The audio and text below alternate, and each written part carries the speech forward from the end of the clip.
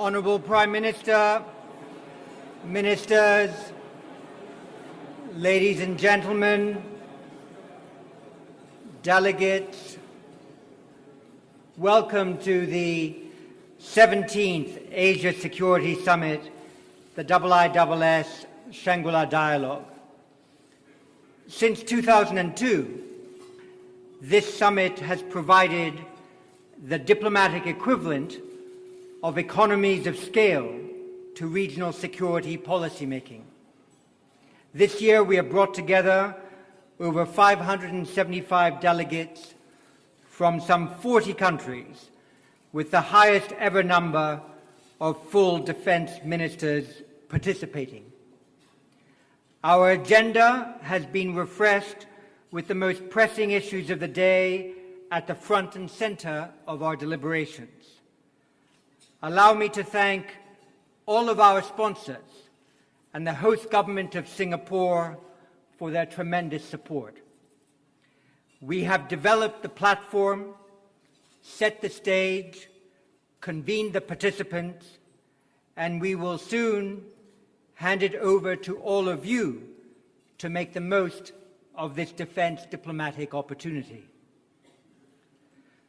While I have never attended a conference where the host did not style the event as timely, who present here today or watching from abroad would doubt that this Shangri-La Dialogue is taking place at a crucial time and in the right place? A great deal of work can be done here and now in Singapore to make June 2018 a memorable month in the history of this region's security development.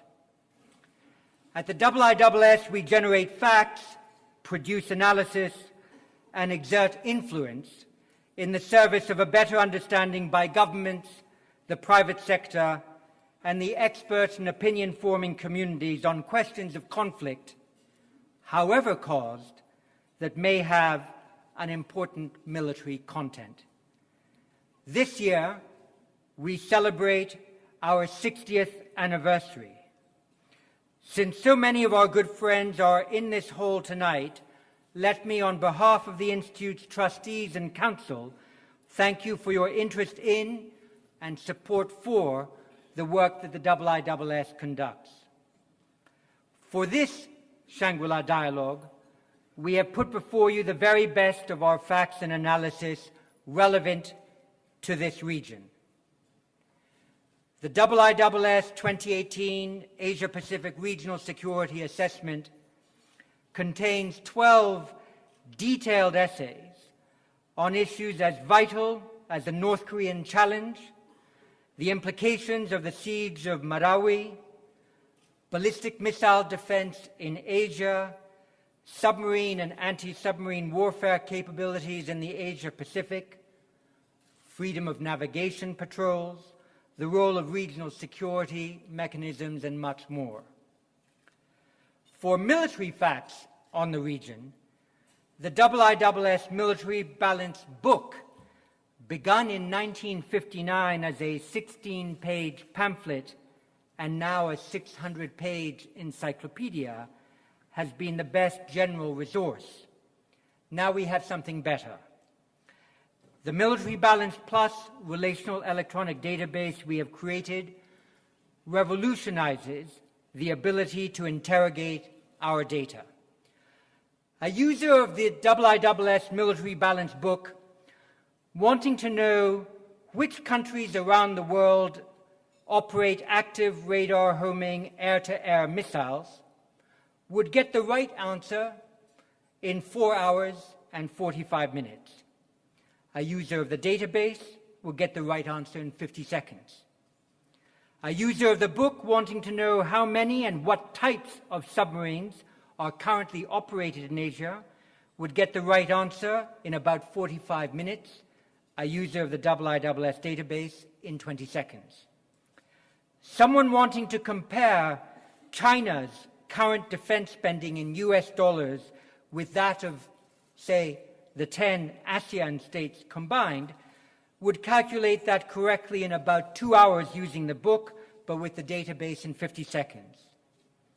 The ability, therefore, to be able to ask numerous complex questions of the data and get answers in minutes rather than in days is transformative. Indeed, we believe that the IISS Military Balance Plus has the potential to change defense analysis as dramatically as the Bloomberg terminal changed access to financial information. And so we will be speaking to a number of you over this weekend about how to get access to this splendid analytical tool. For the IISS, objective facts and clear-headed analysis are important for the encouragement of transparent strategic debate. Also vital is to ensure that different national perspectives are brought to bear on the discussion of complex regional issues. The very definition of the region geopolitically is changing, as some stick to the Asia-Pacific nomenclature and others migrate, so to speak, to the Indo-Pacific moniker. Certainly, the Pacific and Indian Oceans are increasingly acknowledged as a single, integrated strategic theater. It is in recognition of that reality that we invited as our keynote speaker this evening to help frame our discussions for this Shangri-La Dialogue, the Prime Minister of India, Shri Narendra Modi, known for his decisive leadership both at home and abroad.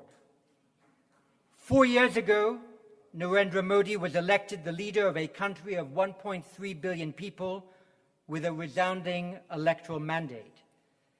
His Bharatiya Janata Party became the first party in 3 decades to win an outright majority of seats in the federal parliament. This success was further enhanced through successive victories in state elections, with the BJP and its allies now forming governments in 20 of India's 29 states.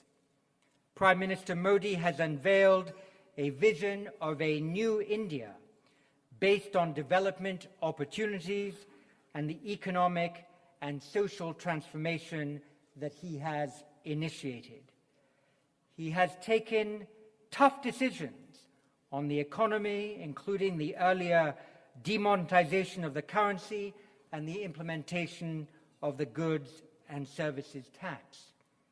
With government growth expected at 7.4% at least this year, India will once again become the fastest growing large economy in the world.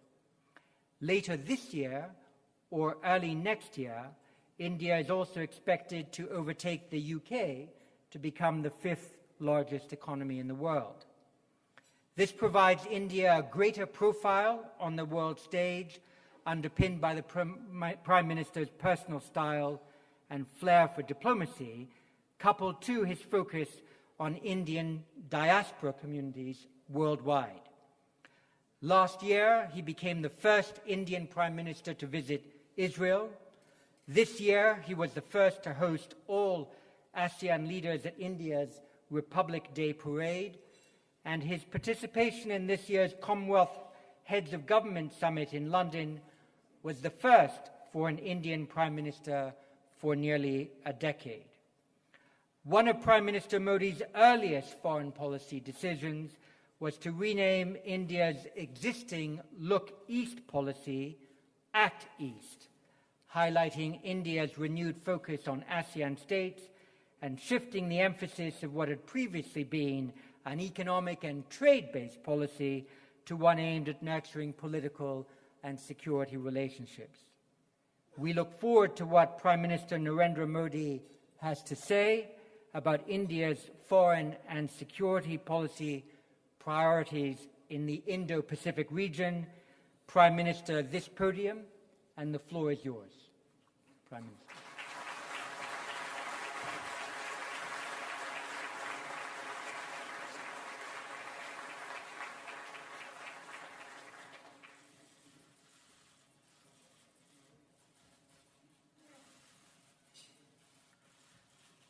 Prime Minister Lee Hsien Loong, thank you for your friendship, your leadership of India-Singapore partnership, and a better future for the region.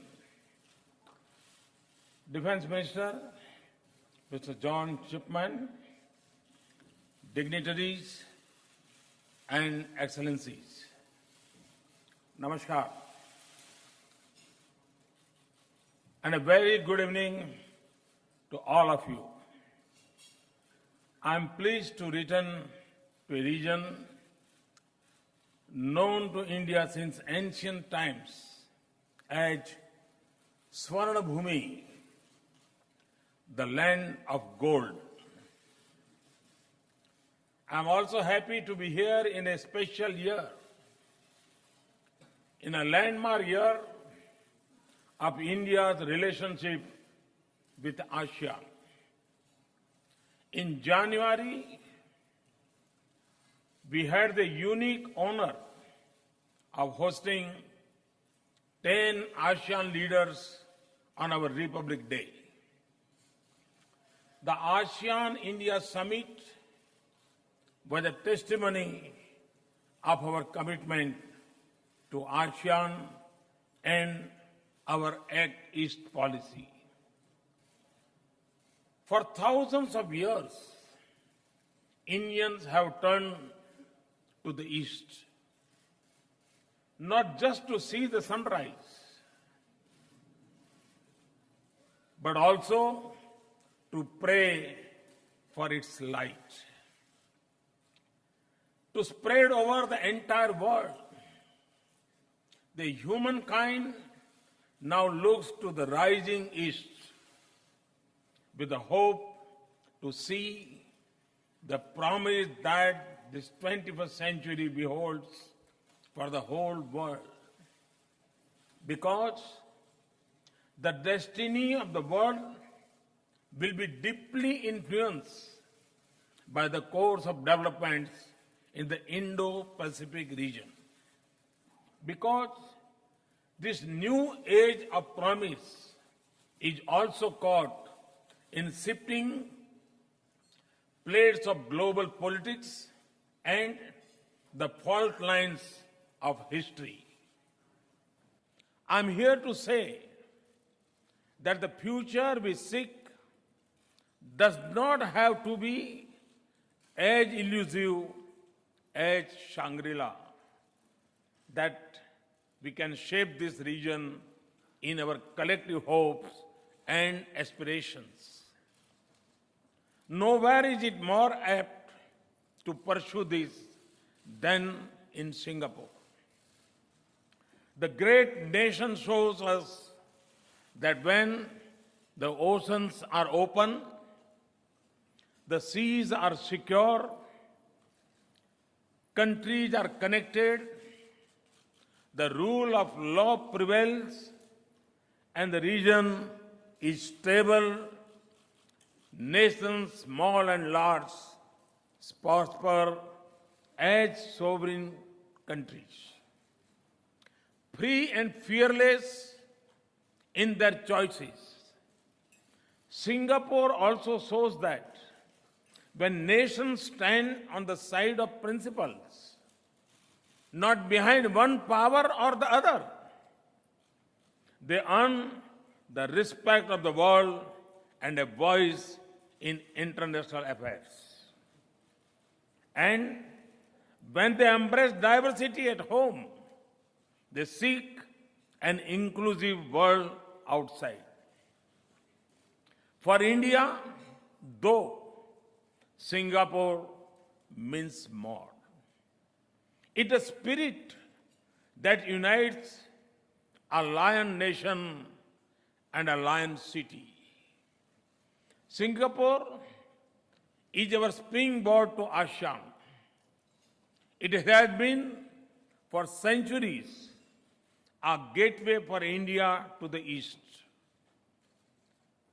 For over 2,000 years, the winds of monsoons, the currents of seas, and the forces of human aspirations have built timeless links between India and this region. It was cast in peace and friendship, religion and culture, art and commerce, language and literature.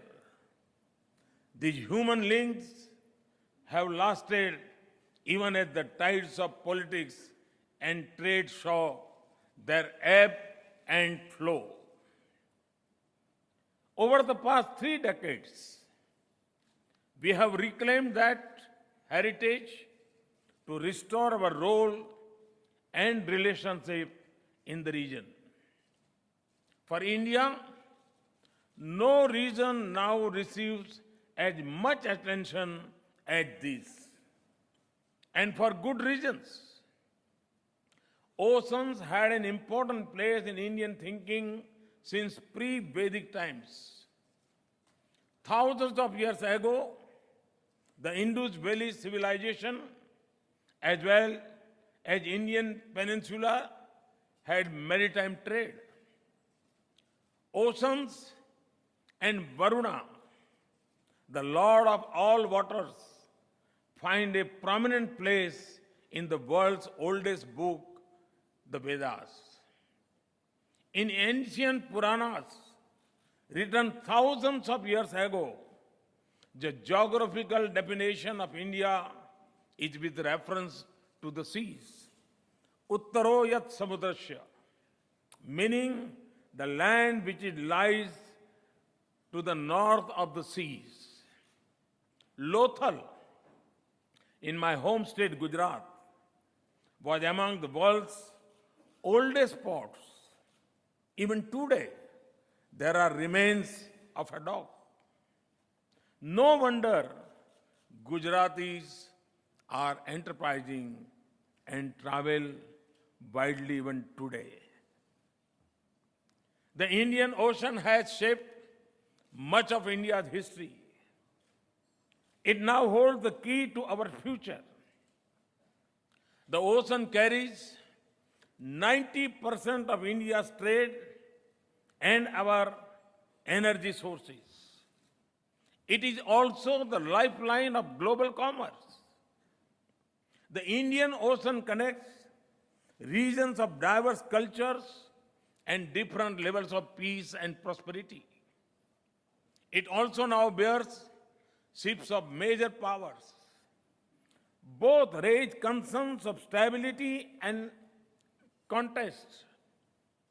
To the east, the Malacca Strait and South China Sea connect India to the Pacific and to most of our major partners, ASEAN, Japan, Republic of Korea, China, and the Americas. Our trade in the region is growing rapidly, and a significant part of our overseas investments flow in this direction. ASEAN alone accounts for over 20%.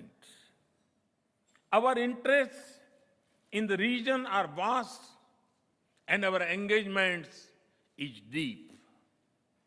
In the Indian Ocean region, our relationships are becoming stronger. We are also helping build economic capabilities and improve maritime security for our friends and partners. We promote collective security through forums like Indian Ocean Naval Symposium. We are advancing a comprehensive agenda of regional cooperation through Indian Ocean Rim Association. And we also work with partners beyond the Indian Ocean region to ensure that the global transit routes remain peaceful and free for all. 3 years ago in Mauritius, I described our vision in one word, Sagar, which means ocean in Hindi. And Sagar stands for security and growth for all in the region.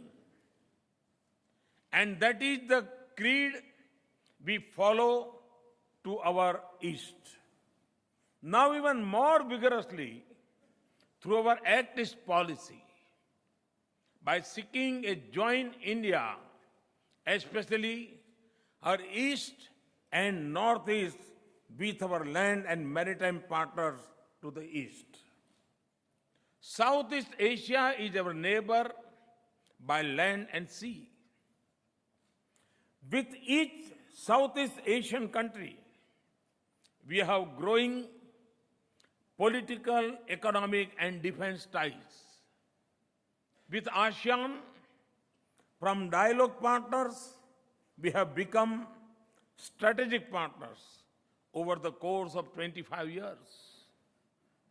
We pursue our relations through annual summits and 30 dialogue mechanisms, but even more through a shared vision for the region and the comfort and familiarity of our old links. We are active participants in Asia-led institutions like East Asia Summit, ADMM Plus, and ARF. We are part of BIMSTEC and Mekong-Ganga Economic Corridor, a bridge between South and Southeast Asia. Our ties with Japan, from economic to strategic, have been completely transformed. It is a partnership of great substance and purpose that is cornerstone of India's Act East policy. There is a strong momentum in our cooperation with Republic of Korea, and there is a fresh energy in our partnership with Australia and also New Zealand. With several of our partners, we meet in formats of 3 or more. More than 3 years ago, I landed at dawn in Fiji to start a successful new phase of engagement with Pacific Island nations. The meetings of the Forum of India Pacific Islands Cooperation, PIPIC, have bridged the distance of geography through shared interest and action. Beyond East and Southeast Asia, our partnerships are strong and growing. It is a measure of our strategic autonomy that India's strategic partnership with Russia has matured to be special and privileged.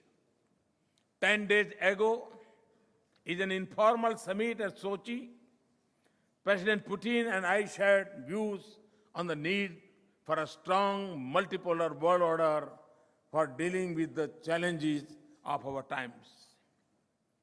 At the same time, India's global strategic partnership with the United States has overcome the hesitation of history and continues to deepen across the extraordinary breadth of our relationship. It has assumed new significance in the changing world. And an important pillar of this partnership is our shared vision of an open, stable, secure, and prosperous Indo-Pacific region. No other relationship of India has as many layers as our relations with China. We are the world's 2 most populous countries and among the fastest growing major economies. Our cooperation is expanding, trade is growing, and we have displayed maturity and wisdom in managing issues and ensuring a peaceful border. In April, a 2-day informal summit with President Xi helped us cement our understanding that strong and stable relations between our 2 nations are an important factor for global peace and progress. I firmly believe that Asia and the world will have a better future when India and China work together in trust and confidence, sensitive to each other's interests. India has a growing partnership with Africa, propelled through mechanisms such as India-Africa Forum Summits. At its core, our cooperation based on Africa's requirements and a history of warmth and mutual respect. Friends, coming back to our region, India's growing engagement is accompanied by deeper economic and defense cooperation. We have more trade agreements in this part of the world than any in other. We have comprehensive economic partnership agreement with Singapore, Japan, and South Korea. We have free trade agreements with ASEAN and Thailand. And we are now actively participating in concluding the Regional Comprehensive Economic Partnership Agreement. I've just paid my first visit to Indonesia, India's neighbor, 90 nautical miles close and not 90 nautical miles apart. My friend, President Widodo, and I upgraded India-Indonesia relations to a comprehensive strategic partnership. Among other shared interests, we have a common vision for maritime cooperation in the Indo-Pacific. On way from Indonesia, I stopped over briefly in Malaysia to meet one of ASEAN's most senior leaders, Prime Minister Mahathir. Friends, India Armed Forces, especially our Navy, are building partnership in the Indo-Pacific region for peace and security, as well as humanitarian assistance and disaster relief. They train, exercise, and conduct goodwill missions across the region. For example, with Singapore, we have the longest uninterrupted naval exercise, which is in its 25th year now. We will start a new trilateral exercise with Singapore soon, and we hope to extend it to other ASEAN countries. We work with partners like Vietnam and build mutual capabilities. India conducts Malabar exercise with the United States and Japan.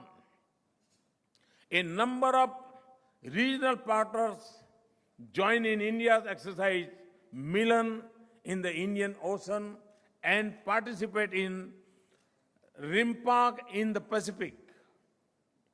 We are active in the Regional Cooperation Agreement on combating piracy and armed robbery against ships in Asia in this very city.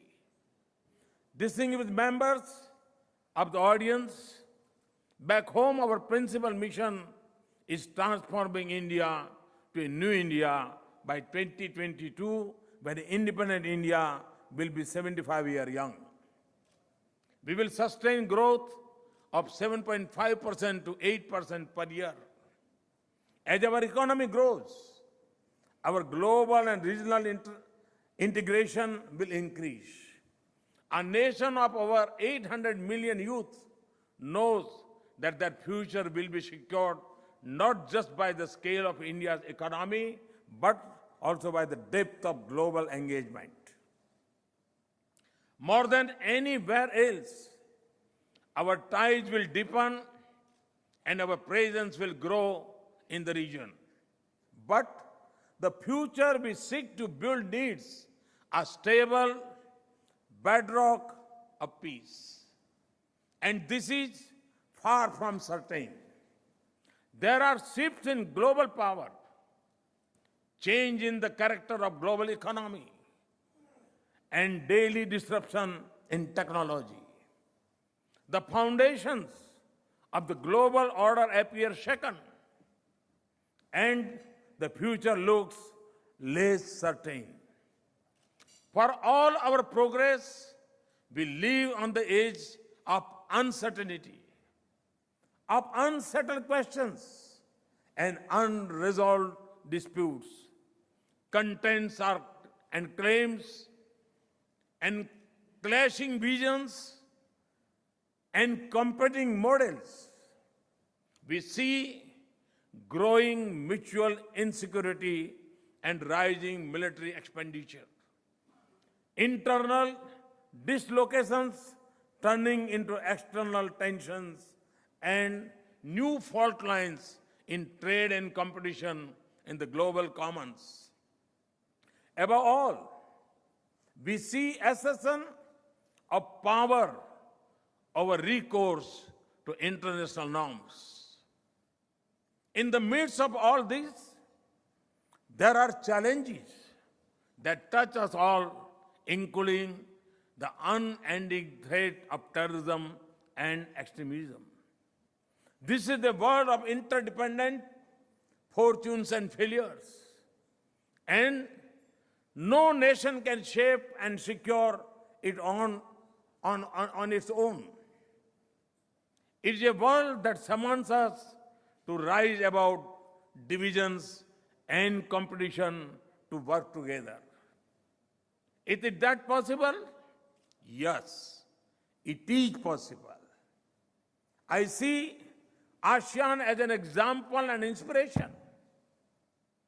ASEAN represents the greatest level of diversity of culture, religion, language, governance, and prosperity of any grouping in the world. It was born when Southeast Asia was a front line of global competition, a theater of a brutal war, and a region of uncertain nations. Yet, today, ASEAN has united 10 countries behind a common purpose.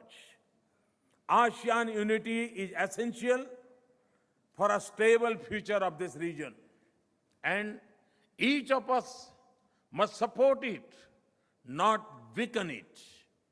I have attended 4 East Asia summits. I am convinced that ASEAN can integrate the broader region. In many ways, ASEAN is already leading the process. In doing so, it had laid the foundation of the Indo-Pacific region. The East Asia Summit and the Regional Comprehensive Economic Partnership, 2 important initiatives of ASEAN, embrace this geography. Friends, the Indo-Pacific is a natural region. It is also home to a vast array of global opportunities and challenges. I am increasingly convinced with each passing day that the destinies of those of us who live in the region are linked.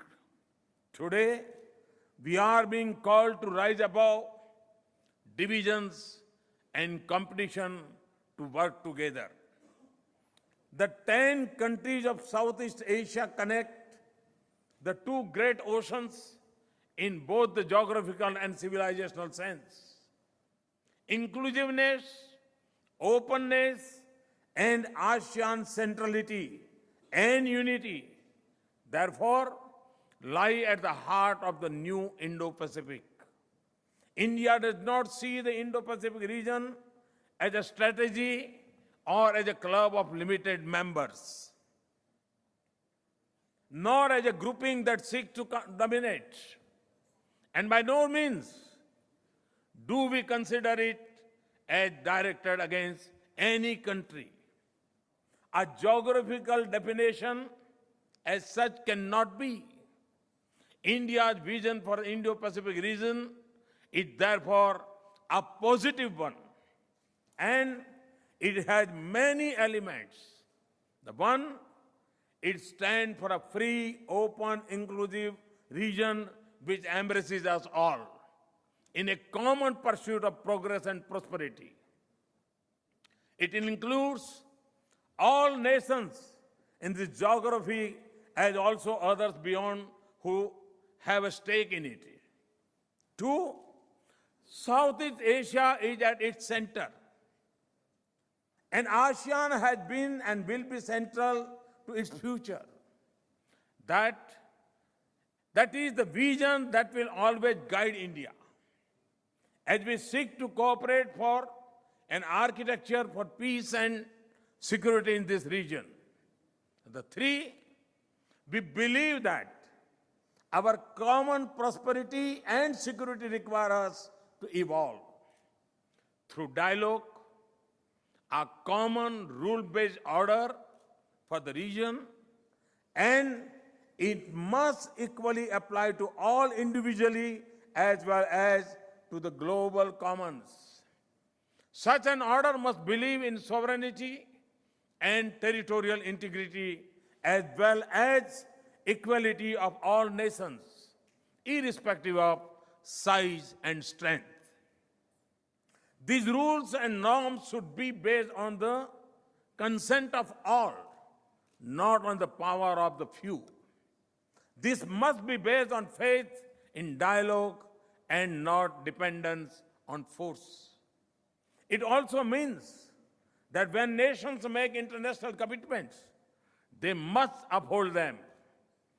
This is the foundation of India's faith in multilateralism and regionalism and of our principal commitment to rule of law. Four, we should all have equal access as a right under international law to the use of common spaces on the sea and in the air. That would require freedom of navigation, unimpeded commerce, and peaceful settlement of disputes in accordance with international law. When we all agree to live by that code, our sea lanes will be pathways to prosperity and corridors of peace. We will also be able to come together to prevent maritime crimes, preserve marine ecology, protest against disasters, and prosper from blue economy. The five, this region and all of us have benefited from globalization. Indian food is among the best example of these benefits. But there is growing protectionism in goods and in services. Solutions cannot be found behind walls of protection, but in embracing change. What we seek is a level playing field for all. India stands for open and stable international trade regime. We will also support rule-based, open, balanced, and stable trade environment in the Indo-Pacific region, which lifts up all nations on the tide of trade and investment. That is what we expect from regional comprehensive economic partnership. RCEP must be comprehensive as the name suggests and the principles declared. It must have a balance among trade, investment, and services. The sixth, connectivity is vital. It does more than enhance trade and prosperity. It unites a region. India has been at the crossroads for centuries. We understand the benefits of connectivity. There are many connectivity initiatives in the region. If these have to succeed, we must not only build infrastructure, we must also build bridges of trust. And for that, these initiatives must be based on respect for sovereignty and territorial integrity. Consultation, good governance, transparency, viability, and sustainability. They must empower nations, not place them under impossible debt burden. They must promote trade, not strategic competition. On these principles, we are prepared to work with everyone. India is doing its part by itself and in partnership with others like Japan, in South Asia and Southeast Asia. In the Indian Ocean, Africa, West Asia, and beyond. And we are important stakeholders in New Development Bank and the ASEAN Infrastructure Investment Bank. Finally, all of this is possible if we do not return to the age of great power rivalries. I have said this before. Asia of rivalry will hold us all back. Asia of cooperation will shape this century. So each nation must ask itself, are its choice building a more united world or forcing new divisions? It is a responsibility that both existing and rising powers have. Competition is normal, but contents must not turn into conflicts. Differences must not be allowed to become disputes. Distinguished members of this audience, it is normal to have partnership on the basis of shared values and interests. India, too, has many in the region and beyond. We will work with them individually or in formats of 3 or more for stable and peaceful region. But our friendships are not alliances of containment. We choose the side of principles and values, of peace and progress, not one side for divide or the other. Our relationships across the world speak for our position. And when we can work together, we will be able to meet the real challenges of our times. We will be able to protect our planet. We will be able to ensure non-proliferation. We will be able to secure our people from terrorism and cyber threats. In conclusion, let me say this again. India's own engagement in the Indo-Pacific region, from the shore of Africa to that of the Americas, will be inclusive. We are inheritors of Vedanta philosophy that believes in essential oneness of all and celebrates unity in diversity. Ekam satya vipraha baudha vadanti. Truth is one. The learned speaks of it in many ways. That is the foundation of our civilization ethos of pluralism, coexistence, openness, and dialogue. The ideals of democracy that define us as a nation also shape the way we engage the world. So, it translates into 5 S in Hindi. Samman, respect. Samvad, dialogue. Sahyog, cooperation. Shanti, peace. And Samruddhi, prosperity. It is easy to learn these words. So, we will engage with the world in peace, with respect, through dialogue and absolute commitment to international law. We will promote a democratic and rule-based international order in which all nations, small and large, thrive as equal and sovereign. We will work with others to keep our seas, space, and airways free and open. Our nation secure from terrorism and our cyberspace free from disruption end conflict. We will keep our economy open and our engagement transparent. We will share our resources, markets, and prosperity with our friends and partners. We will seek a sustainable future for our planet and through the new International Solar Alliance, together with France and other partners. This is how we wish ourselves and our partners to proceed in this vast region and beyond. The ancient wisdom of the region is our common heritage. Lord Buddha's message of peace and compassion has connected us all. Together, we have contributed much to human civilization, and we have been through the devastation of war and the hope of peace. We have seen the limits of power, and we have seen the fruits of cooperation. This world is at a crossroad. There are temptations of the worst lessons of history, but there is also a path of wisdom. It summons us to a higher purpose. It rises above a narrow view of our interests and recognizes that each of us can serve our interests better when we work together as equals in the larger good of all nations. I'm here to urge all to take this path. Thank you. Thank you for this invitation. Thanks a lot.